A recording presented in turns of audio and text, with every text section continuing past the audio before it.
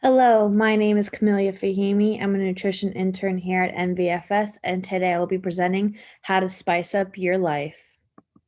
We will understand the different herbs and spices, discuss their health benefits, and learn how to incorporate them into your cooking.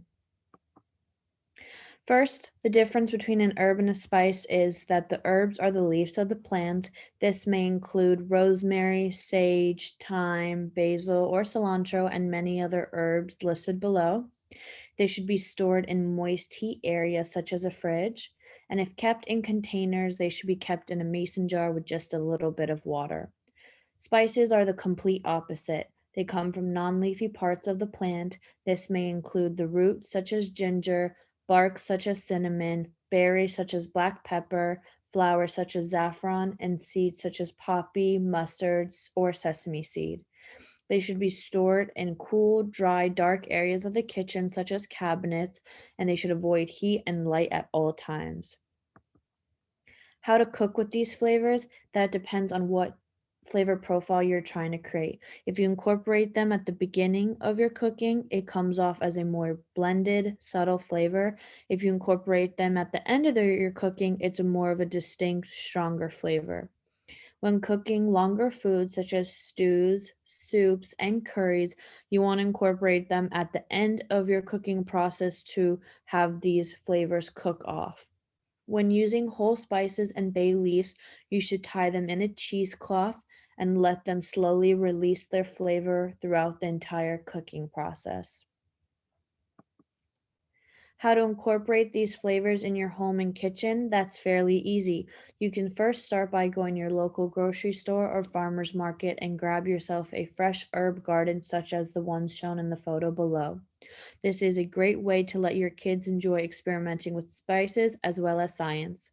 You can grow some of the following herbs: basil, parsley, thyme, and oregano, which are the easiest ones to grow. While growing these herbs, you can make healthy and flavorful snacks, which you can incorporate into dips and sauces. Kids love to dip their foods into dips. This will also be a great way to sneak more fruits and veggies in their diet. If your kid is having a hard time getting an appetite, certain herbs and spices such as oregano, cinnamon, cilantro, and fennel help aid in building their appetite. When it comes to cooking, a lot of people cook with fats, sugar, and salt as their flavor profile.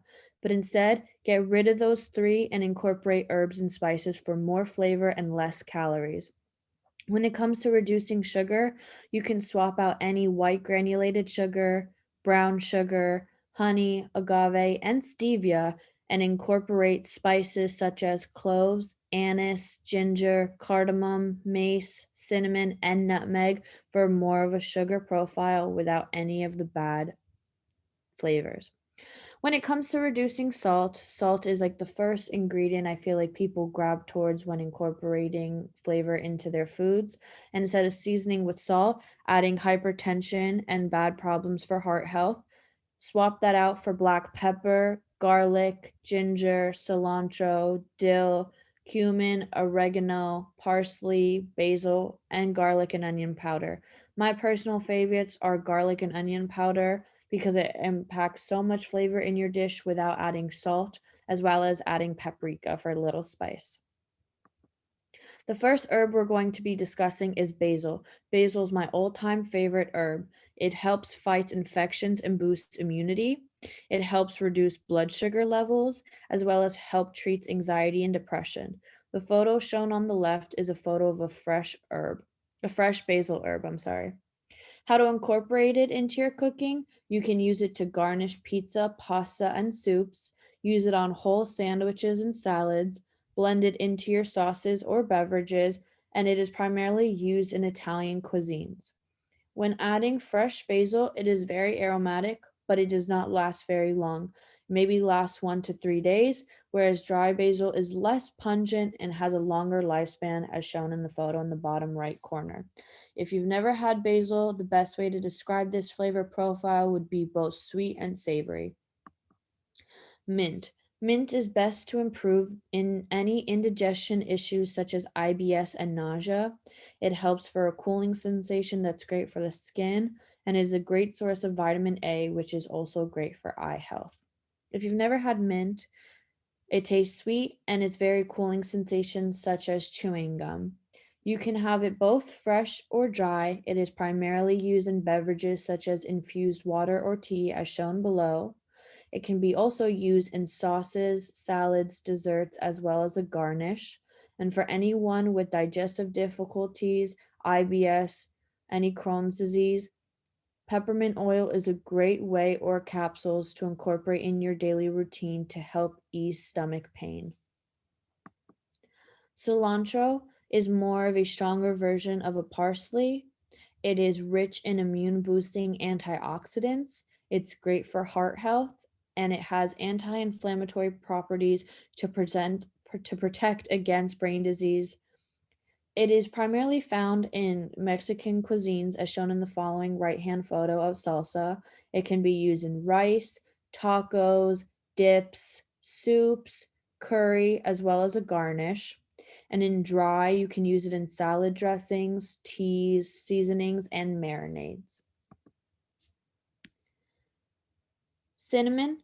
Oh, cinnamon is a great spice. It is fairly commonly used in anything to sweeten up your dish.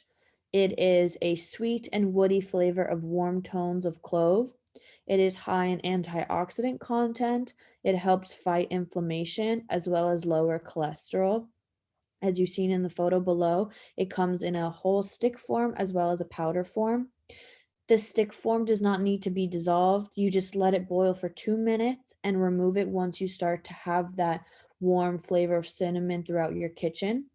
It's used in infusing beverages such as coffee, tea, cider, hot chocolate, and cocktails. You can also use it to make oatmeal, but primarily people use the powder form because it's easier to incorporate more flavor that way, and you can incorporate it in yogurt, baked goods, French toast, fruits, and soups. And the following photo in the right-hand corner is a photo of oatmeal. Paprika is a great spice to add a little bit of kick and mild heat to your dishes. It is an excellent source of vitamin A, and it improves cholesterol levels and it protects against cancer. The following photo is a photo of a whole pepper of the paprika as well as the powder form. The powder form is primarily used in seasonings such as dishes of hummus, fries, deviled eggs, chili, red meats, chicken, and fish, and the fresh pepper is stronger because of the seeds in the pepper, and it could be used in marinades, rubs, sauces, and stews. The last spice we're going to discuss is turmeric. Turmeric is a earthy, little bitter, and peppery flavor.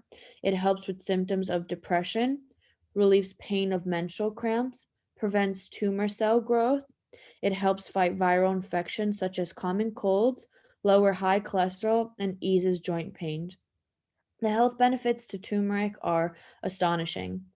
It comes in powder form because it's more convenient, but as you see in the photo in the bottom left-hand corner, it is a root form.